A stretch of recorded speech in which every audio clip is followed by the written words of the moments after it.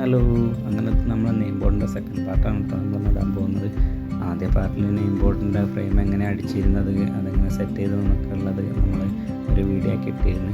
അതിൻ്റെ ബാക്കിയാണ് ഇതിൽ നമ്മൾ മെയിനായിട്ട് നമ്മൾ ഇനി അതിലേക്കുള്ള അക്ഷരങ്ങളും അതെങ്ങനെ ആ ബോർഡിലേക്ക് സെറ്റ് ചെയ്തെടുക്കുന്നതെന്നൊക്കെയാണ് നോക്കുന്നത്. അതിനായിട്ട് നമ്മൾ മൾട്ടിവുഡിൻ്റെ പീസാണ് എടുത്തിട്ടുള്ളത്. മൾട്ടിവുഡിൻ്റെ പീസിൽ നമ്മൾ അക്ഷരങ്ങളൊക്കെ നീളം വീതിയൊക്കെ സെറ്റാക്കിയിട്ട് ഒരേ വലുപ്പത്തിലൊക്കെ നോക്കിയിട്ട് ഒക്കെ എഴുതിയിട്ട് അതുപിന്നെ നല്ലൊരു ഷാർപ്പ് ടൂൾ ഉപയോഗിച്ചിട്ട് നമ്മൾ എന്ത് ചെയ്താണ് കട്ട് ചെയ്തെടുക്കാനാണ് വിചാരിച്ചത്. എത്രയ്ക്ക് നടക്കുമെന്ന് അറിയില്ലായിരുന്നു. അങ്ങനെ പിന്നെ നമ്മൾ പരിപാടി അത് തുടങ്ങി നോക്കി. എന്താവുക നമുക്ക് അവസാനം കാണാമെന്നുള്ള കണ്ടീഷനിൽ അങ്ങനെ ഓരോന്നായിട്ട് കട്ട് ചെയ്തെടുത്ത് അങ്ങനെ നമ്മളെ തെർമോക്കോളിനൊക്കെ ഉപയോഗിക്കുന്നതിനൊക്കെയാണ് നമ്മളെല്ലാ കാര്യങ്ങളും വെട്ടിയെടുക്കാൻ വേണ്ടി ശ്രമിച്ചത്. എത്രത്തോളം വർക്കൗട്ടാവുമെന്ന് അവസാനം നമുക്ക് കാണാം.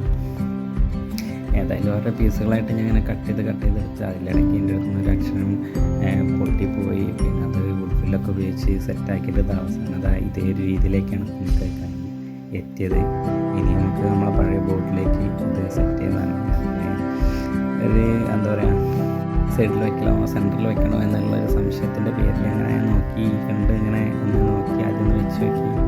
പിന്നെ നമ്മളങ്ങോട്ട് ഒട്ടിക്കാനുള്ള തീരുമാനത്തിലേക്ക് എത്തി. നമ്മൾ വുഡ്ഫില്ല് ഉപയോഗിച്ചിട്ട് തന്നെയാണ് ഇത് ഒട്ടിക്കുന്നത്. പിന്നെ ഇതിൻ്റെ പണിയൊക്കെ കഴിഞ്ഞ് വന്നപ്പോൾ നേരെ ഒരുപാട് വൈകിയിരുന്നു. വേണ്ട ഇപ്പോൾ ഇത്രയ്ക്ക് അതിലെത്തി വെക്കാൻ വിചാരിച്ചിട്ട് പിന്നെ ഇനി മൊത്തം പണി തീർത്തിട്ട് വീട്ടിൽ പോകുന്നുള്ളൂ വിചാരിച്ചു.